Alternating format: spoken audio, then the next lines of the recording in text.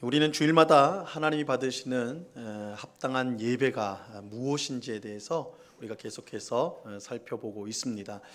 모세는 이제 곧 가나안 땅에 들어갈 이스라엘 백성들에게 제일 먼저 예배에 대해서 가르쳐주고 있습니다. 가나안 땅에 이제 들어가게 되는데 이스라엘 백성들이 가르쳐줄 게 많았을 거예요. 그런데 제일 먼저 가르쳐 준 것이 예배입니다. 하나님 앞에 어떻게 합당한 예배를 드릴 것인가. 예배를 제일 먼저 가르치신 것은 예배가 하나님 백성에게 가장 중요한 일이기 때문입니다. 예배보다 우리 성도에게 더 중요한 것은 없지요. 그래서 이 모세는 하나님 받으시는 합당한 예배가 뭐냐, 그것을 차례차례로 우리에게 밝혀주고 있습니다. 우리가 지금까지 네 가지 하나님이 받으시는 합당한 예배 네 가지의 특성을 우리가 살펴보았죠. 첫 번째는 하나님 받으시는 합당한 예배는 하나님이 정하신 식대로 드리는 예배라고 말씀을 드렸습니다. 예배는 우리가 원하는 대로 내가 이렇게 하니까 은혜롭더라 해가지고 드리는 게 아니에요. 하나님이 받으시는 합당한 예배는 하나님이 정하신 방식대로 드려지는 예배, 하나님께서 우리에게 예배하라고 한 대로 드리는 예배가 하나님이 받으시는 합당한 예배입니다. 이 두 번째는 희생의 예배라고 말씀을 드렸습니다. 희생의 예배. 그래서 우리가 이제 예배를 드릴 때에 헌금을 하죠. 이 헌금이 하나님이 돈이 없어가지고 야 너희들 돈 좀 가지고 와라 그런 것이 결코 아니라고 그랬습니다. 하나님은 온 세상을 창조하시고 온 세상의 주인이세요. 그분에게 아무것도 사실은 필요 없어요. 그럼에도 불구하고 하나님께서 우리에게 헌금을 요구하시는데, 희생을 요구하시는데, 그 헌금은 돈의 가치보다는 그 안에 하나님을 향한 사랑과 또한 순종, 헌신을 담은 자기, 우리가 그 헌금에 담겨야 됩니다. 그럴 때 이것이 참 헌금이 되는 것이고 그것이 하나님이 받으시는 합당한 희생의 예배가 되는 것입니다. 그리고 세 번째로 우리가 살펴본 게 즐거운 예배라고 그랬어요. 하나님은 예배를 드리는 우리 모두를 즐거워하세요. 그렇기 때문에 예배하는 우리 모두를 기뻐하셔서 은혜와 복을 내려주십니다. 오늘도 하나님은 예배하는 우리 모두를 기뻐하셔서 풍성한 은혜와 복을 주실 줄로 믿습니다. 그 하나님을 우리가 알기 때문에 우리의 예배의 특성은 즐거운 예배일 수밖에 없어요. 그러니까 너무 인상 쓰고 앉아 계시면 안 돼요. 하나님의 은혜를 생각하십시오. 하나님의 사랑, 나 같은 자를 사랑하시고 나 같은 자를 용서하시고 이 복된 구원의 백성 가운데 들어오게 하시고 하나님과 만남의 예배를 드리게 하신다. 얼마나 기쁜 겁니까? 즐거움의 예배. 네 번째가 사랑으로 충만한 예배라고 말씀을 드렸습니다. 하나님을 향한 사랑은 물론이고 이웃을 향한 사랑으로 충만한 예배가 하나님 앞에 합당한 예배입니다. 이제 이웃을 향한 사랑이 충만해야 된다고 할 때 첫 번째는 가장 가까운 이웃인 가족에 대한 사랑입니다. 그래서 우리가 예배할 때 하나님 받으신 합당한 예배는요, 가족을 사랑하는 마음으로 가족과 함께 하나님 앞에 나와 예배하는 것입니다. 또 우리 모든 성도들을 사랑하되 차별 없이 사랑하여서 하나 되어 드리는 예배가 합당한 예배입니다. 또 하나님을 섬기는 또한 교육자와 선교사를 사랑하고 그들과 함께 드리는 예배가 하나님 앞에 합당한 예배입니다. 자, 오늘은 하나님이 받으시는 합당한 예배 다섯 번째 특징을 살펴보도록 하겠습니다. 하나님이 받으시는 합당한 예배는 삶의 예배입니다. 삶의 예배예요. 우리는 예배를 예배당 안에서, 우리가 예배당 안에 다 들어와 있지 않습니까? 예배당 안에서 지금 예배를 드려요. 그래서 예배당 안에 들어와서만 우리가 예배할 수 있다라고 생각을 합니다. 하지만 우리는 예배당은 물론이고 우리의 가정과 우리의 일터와 우리가 있는 모든 곳에서 하나님을 예배할 수 있습니다. 그 이유는 분명해요. 우리가 예배당에서 예배를 드리는 이유가 무엇입니까? 이곳에 하나님이 우리와 함께 하신다는 걸 믿기 때문이죠. 그러면 하나님은 예배당에만 계신가? 안 그렇죠. 우리의 가정에 하나님이 함께 하세요. 우리의 일터에도 하나님이 함께 하세요. 우리가 있는 모든 곳에서 임마누엘 하나님이 우리와 함께 하십니다. 그렇기 때문에 우리가 있는 모든 곳에서 하나님이 함께 하기에 그 자리가 하나님을 예배하는 자리가 되어야 마땅한 것이죠. 하나님은 예배당에서 찬송받기에 합당하실 뿐만 아니라 우리가 있는 가정과 일터에서도 찬송을 받기에 합당하신 하나님이십니다. 우리는 예배를 예배당에서만 드려서는 안 돼요. 이 예배는 우리의 모든 삶이 예배가 되도록 하는 시작점이 되어야 하는 것입니다. 그래서 여기서 시작이 되어져서 우리 일주일의 삶, 우리가 어느 곳에 있든지, 집에 있든지 일터에 있든지 어느 곳에 있든지 그곳에서 하나님을 예배하는 삶을 우리는 살아야 하는 것입니다. 자, 우리는 이러한 사실을 오늘 읽은 본문을 통해서 확인할 수가 있습니다. 이 오늘 본문은요, 사실 얼핏 보면 아마 여러분들이 이제 성경 통독을 하시는 분들 이 신명기 말씀을 보실 텐데 오늘 본문 말씀을 보면 오늘 읽은 본문과 예배, 하나님 받으실 합당한 예배를 연결시키는 것은 사실 굉장히 어려운 일일 것입니다. 왜냐하면 오늘 본문은 우리가 방금 읽었던 것처럼 고기를 먹는 문제를 다루고 있습니다. 또 피를 먹지 말라고 하는 그 명령을 다루고 있습니다. 이게 무슨 예배와 연관이 되는가? 이 의문이 들 수밖에 없어요. 자, 먼저 오늘 본문 20절을 보시기 바랍니다. 20절 같이 한번 읽어봅니다. 시작.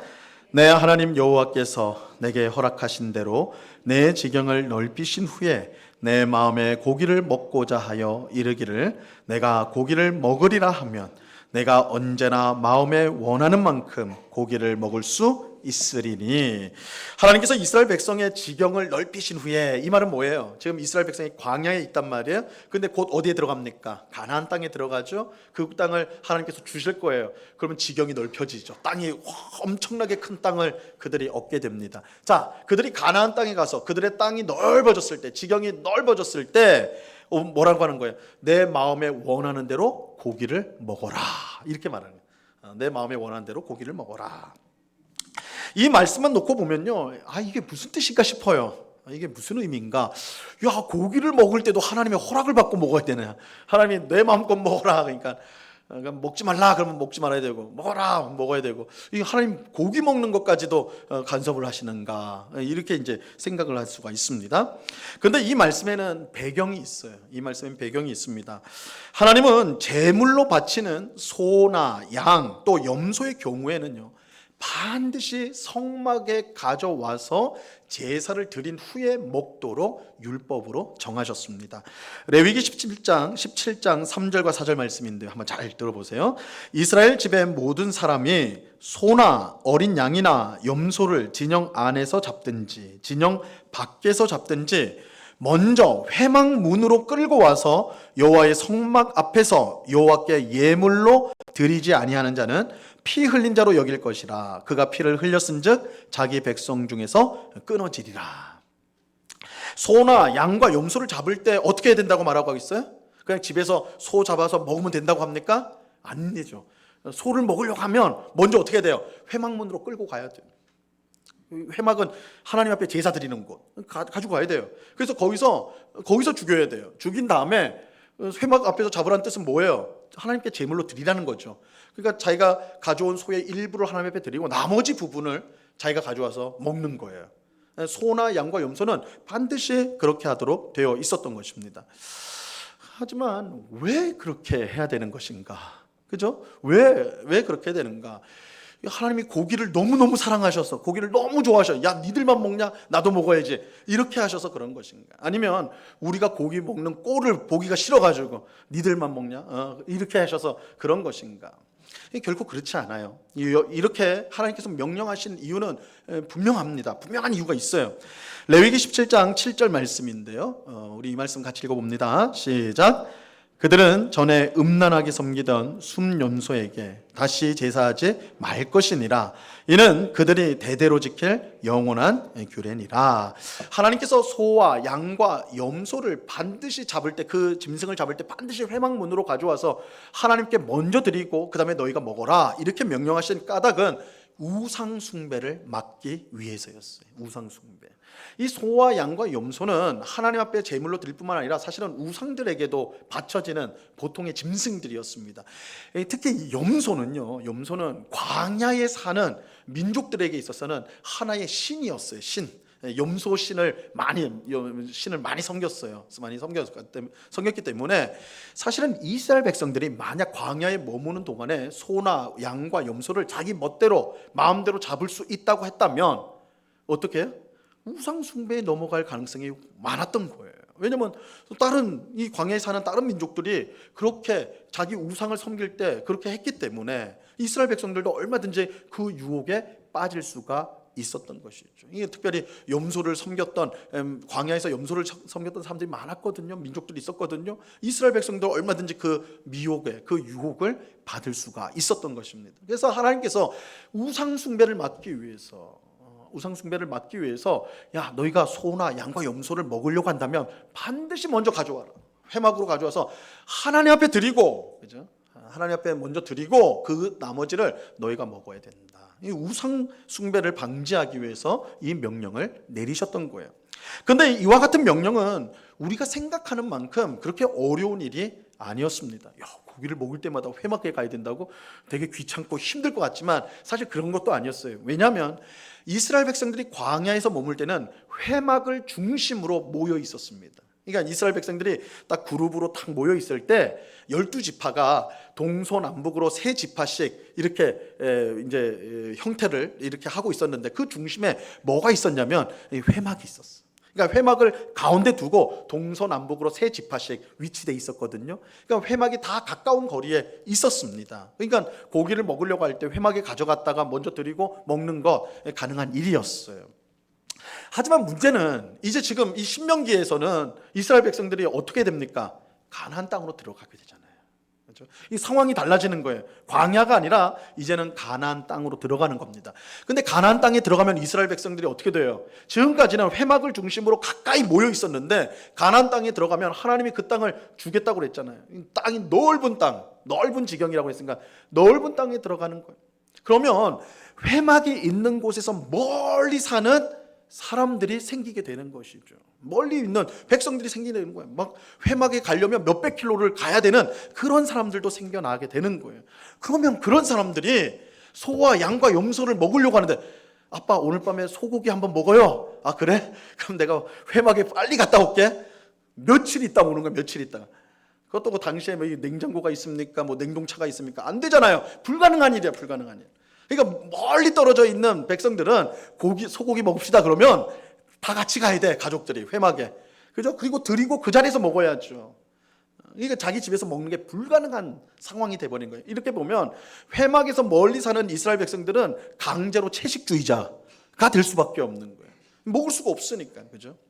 그래서 신명기 율법에서 이제 이스라엘 백성들이 가나안 땅에 광야와 다른 환경 속에 들어갈 때 하나님께서 모세를 통해서 이 법을 그 법에 대해서 완화를 시켜준다고 일종의 완화죠. 완화시켜 주는 거예요. 너희가 소와 양과 염소를 먹을 때에 이전에는 회막으로 왔지만 지금은 이제 그럴 필요 없이 너희 각성에서 너희가 원하는 대로 원하는 만큼 먹어라. 이렇게 말씀하는 것입니다. 자, 그런데 하나님은요, 이 고기를 먹을 때, 잡아 먹을 때에 반드시 지켜야 될 중요한 원칙이 있다라고 말씀합니다. 그것은 고기를 잡아 먹을 때 절대로 피를 먹어서는 안 된다는 거예요. 짐승의 피를 먹어서는 안 된다. 자, 오늘 본문 23절 말씀 보시기 바랍니다. 23절 같이 읽습니다. 시작. 다만 크게 삼가서 그 피는 먹지 말라.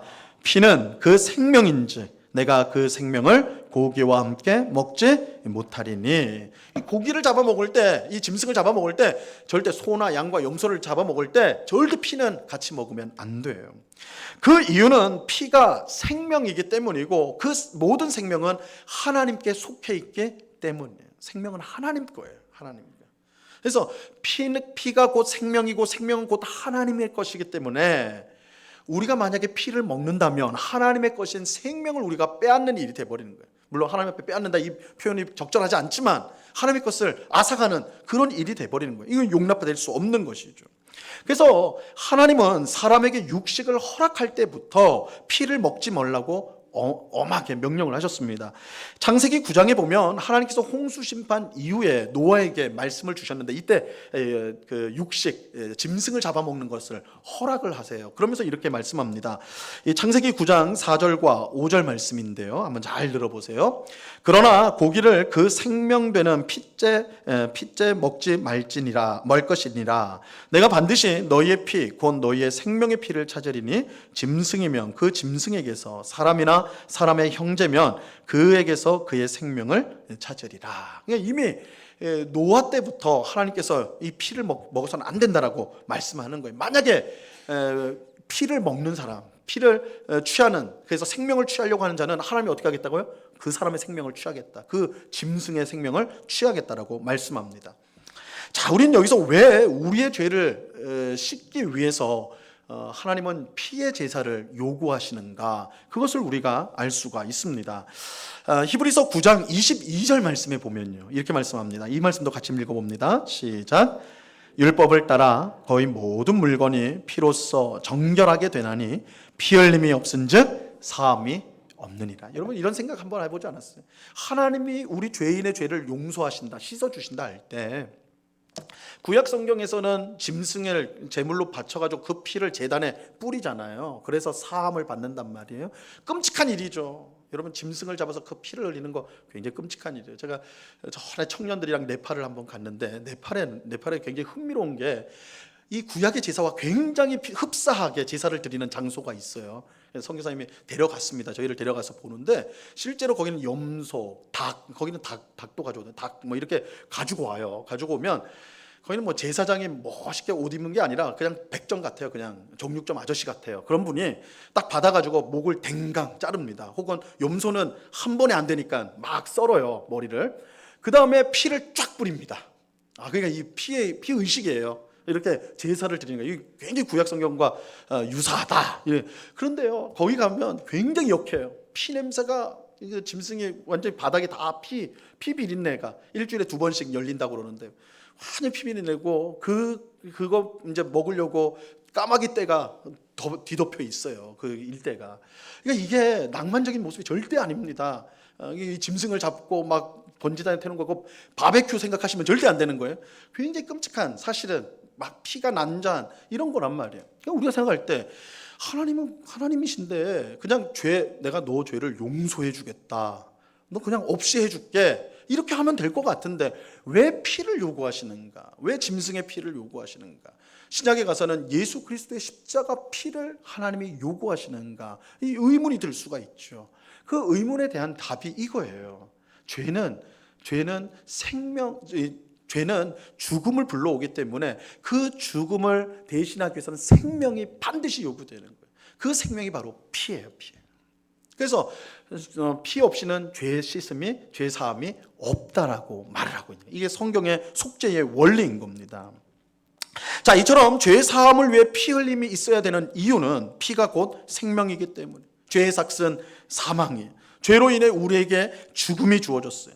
이런 죄를 제거하기 위해서 반드시 생명이 필요한 것이죠.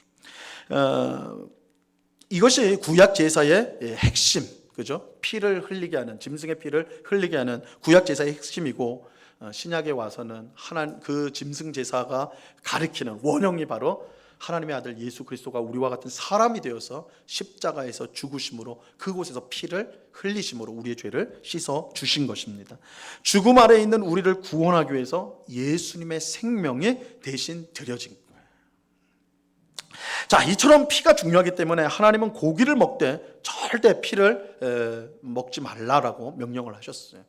그래서 이스라엘에서는 이 짐승을 잡을 때 목에 구멍을 냅니다. 그러니까 이 회막 앞에서 이제 짐승을 잡을 때 목에 구멍을 내서 피를 다 빼요. 다 뺀 다음에 피를 절대 먹어서는 안 되기 때문에 그런 방식을 합니다. 자, 그래서 고기를 먹을 때 마찬가지로 목에 구멍을 내서 피를 다 쏟아내는데 그 피를 어디에 쏟아내느냐? 땅에다 쏟아 부어야 됐어요. 오늘 보면 24절을 보세요. 24절 같이 읽습니다. 시작. 너는 그것을 먹지 말고 물같이 땅에 쏟으라. 이 피를 땅에 쏟는다는 것은 생명의 주인이신 하나님께 되돌려 드린다는 거예요. 생명의 주인 하나님께 돌려드린다는 의미입니다. 이 생명이 하나님의 것이기 때문에 이처럼 피를 땅에 쏟음으로 하나님께 돌려드리는 것이 마땅한 것이죠. 하나님은 고기를 먹되 피를 먹지 않는 것, 이것을 의로운 행위라고 보십니다. 그리고 그 의로운 행위를 한 자에게 복을 주시겠다라고 말씀하세요. 25절 말씀도 보세요. 오늘 본문 25절 같이 읽습니다. 시작. 너는 피를 먹지 말라. 내가 이같이 여호와께서 의롭게 여기시는 일을 행하면 너와 내 후손이 복을 누리리라. 고기를 먹을 때 피를 먹지 않고 그것을 하나님께 돌려드리는 것은 하나님이 의롭게 여기시는 행위예요. 하나님은 의롭게 여기는 일을 한 사람과 그의 후손에게 복을 주시겠다라고 오늘 말씀하십니다. 자, 그런데 이제 우리가 이제 지금까지 살펴본 대로 오늘 본문은요, 고기를 먹는 것과 소, 양, 염소를 각성해서 먹을 수 있다는 것과, 그럴 때 피를 절대 먹어서는 안 된다, 피는 땅에 다 흘려서 하나님께 돌려보내야 된다, 생명을 하나님께 돌려보내야 된다, 이 말씀을 가르치고 있어요. 근데 오늘 설교 제목은 하나님이 받으시는 합당한 예배 5번째거든요. 이게 무슨 관련이 있는 거예요?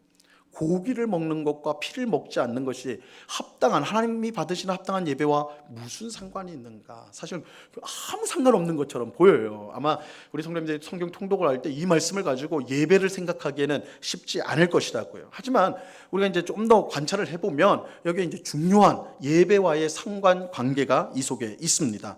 자, 그것은 제사를 위해 짐승을 잡는 법과 집에서 고기를 먹기 위해서 짐승을 잡는 방법이요, 둘이 다르지 않고 똑같았다라는 사실입니다.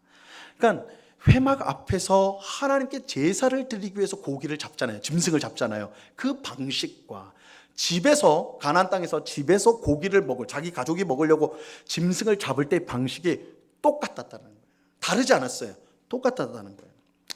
레위기, 우리 제사 제도에 이제 가장 잘 가장 잘 설명하고 있는 게 레위기거든요. 구약 성경 레위기인데, 이 레위기의 최고 권위자로 인정받는 야콥 밀그롬이라는 사람이 있어요. 이 사람 이제 유대인이고 랍비면서 이제 구약 학자인데, 이 사람이 쓴 책에 보니까 뭐라고 돼 있냐면, 고기를 먹기 위해서 짐승을 잡는 방법은 제사를 드리기 위해 짐승을 잡는 방법을 따라야 했다, 이렇게 썼어요. 이 구약 제사의 권위자거든요. 그러니까 회막에서 고기를 잡는 거나 집에서 고기를 먹기 위해서 잡는 거나 그 방식이 똑같았다라는 거예요. 다르지 않았다는 거예요. 똑같았다. 집에서 고기를 먹기 위해서 짐승을 잡는 방식, 회막에서 하나님께 예배를 하기 위해서, 제사하기 위해서 짐승을 잡는 방식이 다르지 않고 똑같았다라는 거예요. 자, 이것은 우리의 일상생활과 하나님께 드리는 예배가 분리될 수 없다라는 사실을 보여주는 것입니다. 분명 고기를 먹기 위해서 짐승을 잡는 그 자체는요, 일상적인 일이에요. 집에서 고기 구워 먹자, 그거 일상적인 일이죠. 그죠? 일상적인 일이에요. 근데 그렇다고 해서 그것이 하나님과 전혀 상관없는 세속적인 일은 아니라는 것이죠. 왜냐하면 똑같은 방식으로 짐승을 잡아 하나님 앞에 제사를 드렸기 때문에, 그 방식이 동일하다는 거예요. 이스라엘 백성은 똑같은 방식으로 짐승을 잡아서 집에서는 가족과 함께 먹었고, 성막에서는요, 똑같은 방식으로 그것을 하나님 앞에 예배를 드렸어요. 차이가 없어요. 짐승을 잡는데 차이가 없다는 거예요. 집에서 하는 것이나 성막 앞에서 하는 것이나 차이가 없이 그렇게 했다라는 것이죠. 이것은 우리 예배당과 우리의 가정, 예배당과 우리의 일터가 분리되지 않는다는 거예요. 분리되지 않아요. 물론 가족과 고기를 먹을 때 그것이 우리의 죄를 씻어주는 제사와 같은 역할을 하는 그런 뜻은 결코 아닙니다. 하지만 그렇다고 하나님과 상관없는 것이 아니에요. 우리는 집에서 고기를 먹을 때 마땅히 하나님 앞에 감사를 드리죠. 왜냐하면 하나님께서 우리의 생명을 위해 짐승의 생명을 주셨기 때문이에요. 이스라엘 백성은 성막에서 짐승으로 제사를 드리면서 짐승의 피로 자신의 죄가 씻어지는 은혜를 경험하였어요. 마찬가지로 이스라엘 백성은 집에서 짐승을 먹으면서 짐승의 생명으로 자신의 생명이 유지되는 은혜를 입었던 거예요. 그러니까 둘 다 똑같아요. 우리는 사실 성막의 활동하고 집에서의 활동이 분리되잖아요. 그것을 연결시키지 못하잖아요. 그런데 동일하게 고기를 잡는 방식으로 그렇게 진행됨으로써 이것이 서로가 연결이 되는 거예요. 회막에서의 제사와 집에서 고기를 먹는 행위가 서로 연결이 된다는 거예요. 이처럼 이스라엘 백성에게 성막과 집은 분리된 장소가 아니었습니다. 그들은 고기를 먹는 것을 통해 성막에서는 죄사함의 은혜를 얻었고, 집에서는요, 하나님이 주시는 생명의 풍성함을 누렸어요. 자, 이것은 오늘날 우리에게도 마찬가지입니다. 예배당과 가정은 절대 분리된 장소가 아닙니다. 예배당과 우리의 일터는 절대 상관없는 장소가 아니에요. 우리는 예배당에서 하나님을 예배하고 그의 은혜를 받고 그에게 감사하는 것처럼 가정과 일터에서도 마찬가지로 그의 은혜를 받고 누리며 감사드려야 돼요. 하나님께서 예배당에서 은혜를 주실 뿐만 아니라 우리의 가정과 일터에서도 똑같은 은혜를 우리에게 부어 주시기 때문입니다. 우리가 예배당에서 하나님을 섬기는 것처럼 가정과 일터에서 우리는 하나님을 섬겨야 됩니다. 자, 이것을 우리는 삶의 예배라고 부를 수가 있겠죠. 삶의 예배라고 할 수가 있습니다. 어떤 학자는 이것을 일컬어서 생활 예배다 이렇게 표현을 했어요. 생활 예배다. 근데 삶의 예배든지 아니면 생활 예배든지 분명한 것은 예배당 안에서만 우리는 예배를 드리는 것이 아니라는 것입니다. 예배당에서 예배를 드릴 뿐만 아니라 예배당 바깥에서 우리의 가정, 우리의 일터, 우리가 있는 모든 곳에서 우리는 하나님을 예배하는 삶을 살아야 하는 것입니다. 이 사도 바울은 이러한 예배를 영적 예배라고 표현을 하였습니다. 로마서 12장 1절 말씀입니다. 우리 이 말씀 같이 읽어봅니다. 시작. 그러므로 형제들아 내가 하나님의 모든 자비하심으로 너희를 권하노니 너희 몸을 하나님이 기뻐하시는 거룩한 산 제물로 드리라. 이는 너희가 드릴 영적 예배니라. 너희 몸을 하나님이 기뻐하시는 산 제물로 드리라. 이렇게 말씀하세요.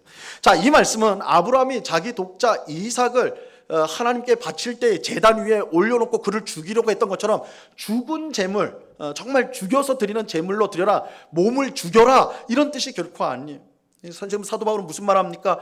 너희 몸을 살아있는 산 제물로 드리라고 말하고 있습니다. 우리 몸을 죽은 제물이 아니라 산 제물로 드리라는 것, 이것은 우리 몸으로 행하는 모든 일들이 하나님의 제물로 드려져야 된다는 거예요. 여러분, 지금 우리가 다 예배당에 왔죠? 뭐가 왔습니까? 여러분들의 영혼이 와 있나요? 여러분의 영혼이 막 여기서 붕붕 떠가지고 내가 그 앞에서 지금 설교하고 있는 겁니까? 아니요, 몸으로 와 있죠. 사람의 몸과 영혼은 분리되지 않아요. 그래서 사실은 우리 몸으로 한다는 것은 우리 몸으로 산 제물이 되어야 된다는 것은 우리가 예배당에 이렇게 와서 예배를 드리는 것뿐만 아니라 여러분들이 가정에서 가족들을 섬기고 사랑하고 가족들과 함께하는 활동뿐만 아니라 여러분이 직장에서 행하는 모든 일들 다 포함되는 거예요. 그 모든 일들을 하나님께 산 제물로 드려야 된다는 거예요. 여러분들의 모든 일들을 통해. 이것을 바울은 영적 예배라고 부르는데 이 영적이란 말이 합당한 예배라는 거예요. 하나님께 합당한 예배다 이렇게 말하고 있는 거예요. 분명한 사실은 우리 몸으로 행하는 모든 일에는 이 예배당에서 행하는 예배뿐만 아니라 우리가 있는 가정, 일터 또한 있는 모든 곳에서 하는 예배가 다 포함이 되는 것입니다. 그런데 이렇게 말씀을 드리면요 오해하는 경우가 있어요. 우린 가정에서도 예배됩니다. 가정 예배 이건 너무 좋죠. 근데 직장에서 우리 일터에서 예배해야 됩니다. 이렇게 하면 번뜩 어떻게 생각을 해요? 그러면 회사에 가가지고 믿는 사람들 딱 불러 모아가지고 신우회를 만들고 신우회 딱 날짜를 정해서 예배, 뭐 점심 시간이나 퇴근 후나 우리 같이 예배, 이렇게 예배하는 삶을 살면 되겠구나. 그러면 회사나 직장에서 이렇게 믿는 사람들과 함께 성경을 배우고 예배하는 건 너무 귀한 일이죠. 그런데 이것은 그렇게 하는 것이요, 이 지금 말씀드리는 삶의 예배의 핵심은 아니에요. 핵심은 아니에요. 어떤 제가 이제 기독교 신문에서 이제 좀 오래전에 읽었던 건데 어떤 좀 이제 우스개 얘기로 이제 기사가 나왔어요. 뭐 요즘 젊은 우리 기독교 직장인들한테 유행하는 것이 있다. 이게 뭐냐? 동료들 모르게 성경을 읽는 것이다. 그러니까 일과 시간에 다른 사람 걸리면 또 그렇잖아요. 저 교회 다니는 게 왜 회사에 와서 성경 읽나 막 이렇게 되니까 몰래 읽는 법. 그걸 막 공유시키는 거예요. 몰래. 어떻게 그 방법은 제가 생각이 안 나지만 어쨌든 그죠. 일하는 척하면서 성경을 읽는 법. 뭐 이렇게 이야기를 나눈다. 이게 돌아다닌다. 이런 기사를 한번 봤어요. 여러분 직장에서 성경 읽는 거 너무 귀하죠. 성경 읽는 거 귀한 거 아닙니까? 그런데 일하는 시간에 성경을 읽으면 하나님께서 기뻐하실까요? 안 기뻐하실까요? 하나님 기뻐하실까요? 안 기뻐하실까요? 안 기뻐하시죠. 안 기뻐하시죠. 왜요? 안 기뻐하세요. 자, 이유를 설명해 드릴게요. 여러분 삶의 예배는요 예배당에서 드리는 예배와는 분명 달라요. 다릅니다. 예배당에서 드리는 예배에서는 성경을 읽고 찬송을 부르고 기도하죠. 그죠? 우리가 지금 그거 하고 있는 거 아닙니까? 하지만 삶 속에서 드리는 예배에서는 성경을 읽거나 찬송을 부르거나 기도하지는 않아요. 대신 성경을 읽지 않지만 하나님의 뜻에 따라 행동하는 거예요. 그죠? 직장에서 사람을 대하거나 업무를 할 때에 하나님이 원하는 방식, 하나님을 사랑하고 이웃을 사랑하는 방식으로 일을 하는 겁니다. 그것이 하나님의 말씀에 순종하는 것이고 그것이 하나님 앞에 예배가 된다는 거예요. 찬송가를 부르진 않지만 모든 일에 대해서 하나님 앞에 감사를 드려요. 이게 예배예요. 소리내어 기도하지 않지만 매사에 하나님을 의지하고 도우심을 구하면서 자기에게 주어진 업무에 최선을 다하는 겁니다. 이것이 예배예요. 예배. 삶의 예배라고 해요. 우리는 예배당에서 드리는 예배 때만 하나님이 함께 하시고 은혜와 복을 주신다고 생각하면 안 돼요. 하나님은 우리가 가정과 일터 어느 곳에 있든지 그곳에서 하나님을 생각하며 하나님의 뜻에 순종하고 감사하며 하나님을 의지하고 도우심을 구하며 주어진 일에 최선을 다할 때 그때도 우리와 함께 하시고 하나님의 풍성한 은혜와 복을 부어 주십니다. 제가 오래전에 한번 소개했던 적이 있는 것 같은데 로렌스 형제라고 있어요. 로렌스 형제. 이분은 1611년에 태어났으니까 벌써 한 400~500년 전에 태어난 인물인데요. 이 프랑스에서 태어난 분이고 수도사였어요. 수도사. 그러니까 수도원에서 이제 여생을 오랫동안 살았던 사람인데 우리가 이제 수도사라고 하면 수도원에서 살았다 그러면 야, 저 사람은 하루 종일 성경 읽고 기도하고 금식하고 그런 것만 했겠구나 이렇게 생각하기 쉽잖아요.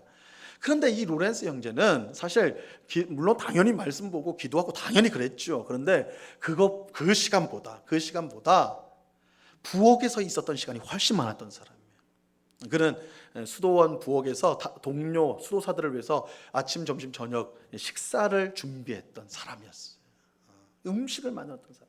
그리고 동료 수도사들의 망가진 신발을 고치는 일을 했어요.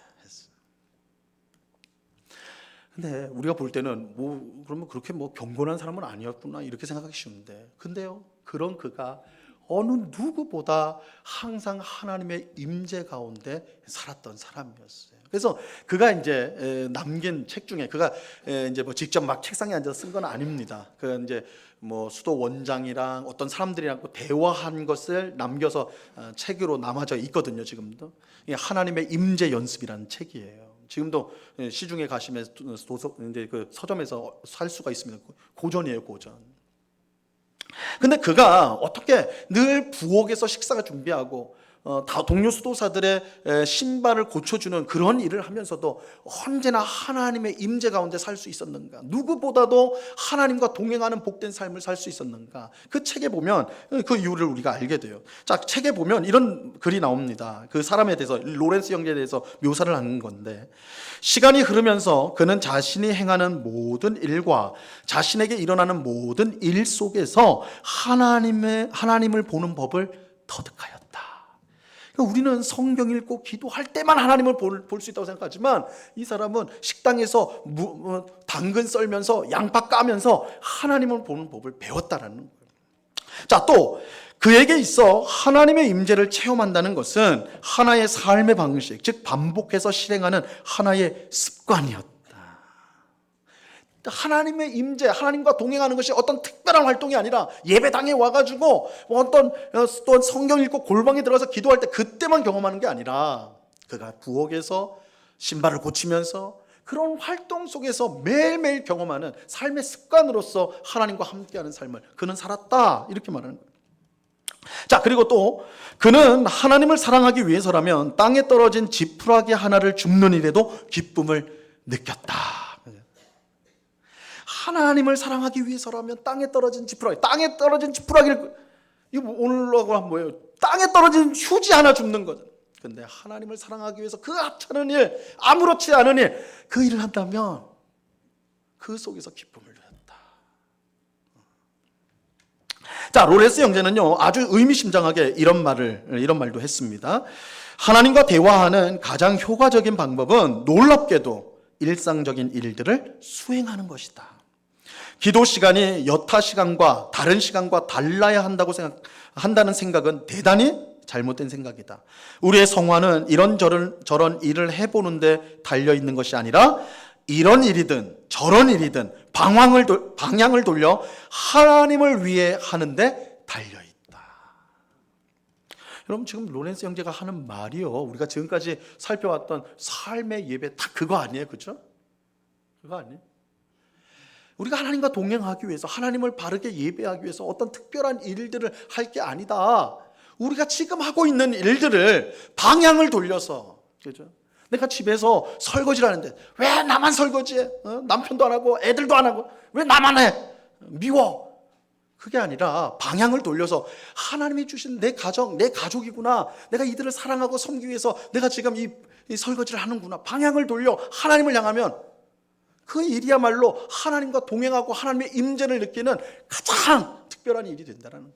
방향을 돌려. 왜 나만 밖에 회사에 가가지고 열심히 뼈 빠지게 일하고 내가 번 돈 나는 쓰지 못하고 가족만 쓰는데, 방향을 돌려 하나님이 주신 가정, 사랑하는 가족들을 잘 보살피는 거, 하나님이 기뻐하시는, 내가 이 일로 하나님의 영광을 돌리는구나, 그렇게 생각한다면, 그렇죠? 그것이야말로 하나님의 임재를 느끼고 하나님이 주신 기쁨을 누리는 방법이라는 거예요.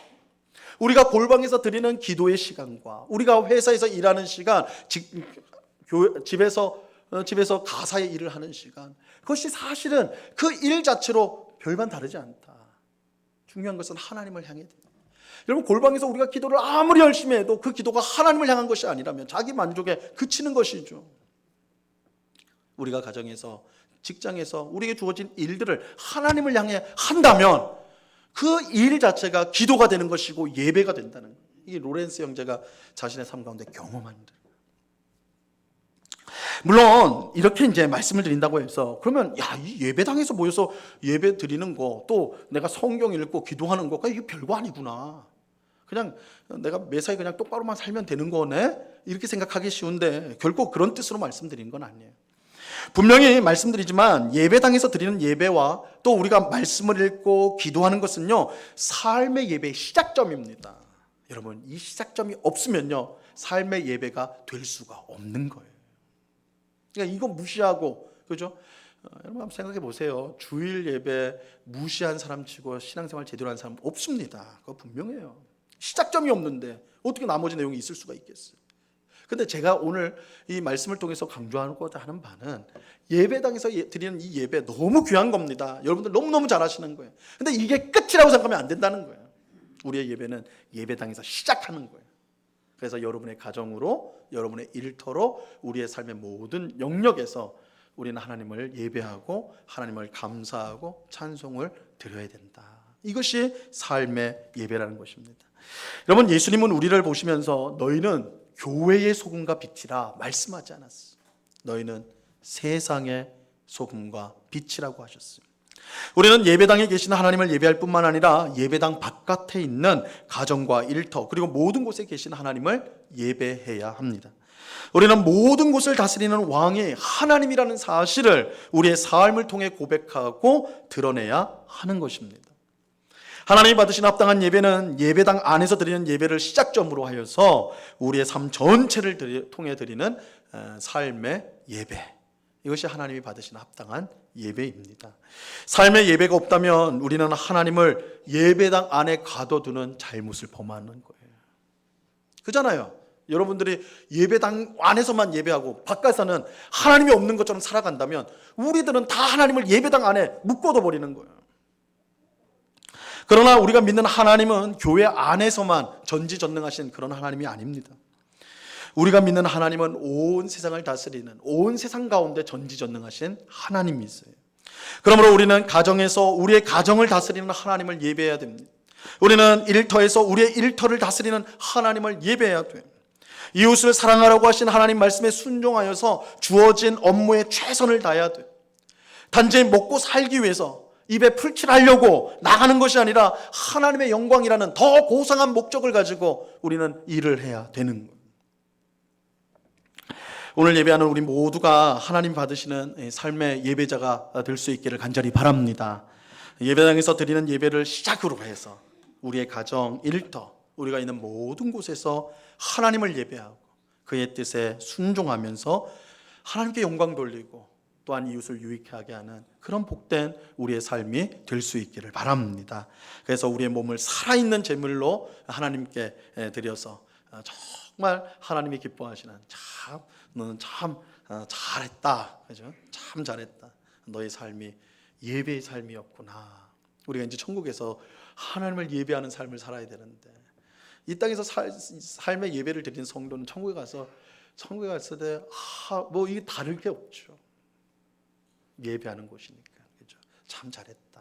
그렇게 칭찬을 받는 우리 모두가 될 수 있기를 바랍니다. 이 은혜가 오늘 예배하는 우리 모두에게 충만히 임하기를 우리 주님의 이름으로 간절히 축원합니다. 기도하겠습니다. 하나님 아버지 감사합니다. 우리가 예배당에서 드리는 이 예배를 시작으로 하여서 우리가 있는 가정, 일터, 우리가 있는 모든 곳에서 예배하는 삶을 살아가는 우리 모두가 되게 하여 주시옵소서. 예배당 안에만 하나님을 가둬두는 그런 어리석은 또한 미련한 신앙생활이 되지 않게 하시고 우리 가정의 왕이시요 우리 일터의 또한 왕이신 하나님을 그곳에서 섬기며 또한 하나님의 뜻을 따라 사랑으로 섬김으로 정말 하나님이 우리에게 주신 그 고상한 부르심, 섬김의 부르심을 수행하는, 성취하는 저희들 되게 하여 주시옵소서. 그저 자기의 욕심과 또한 먹고 사는 문제에만 갇혀서 살아가는 세상 사람들의 삶이 아니요 더 고상한 삶, 하나님이 부르신 그런 예배하는 삶으로 우리가 살아가는 그런 귀한 역사가 우리 모두에게 있게 하여 주시옵소서. 우리의 평생 하나님을 섬기고 예배하기를 소원하며 예수 그리스도 이름으로 기도드리옵나이다. 아멘.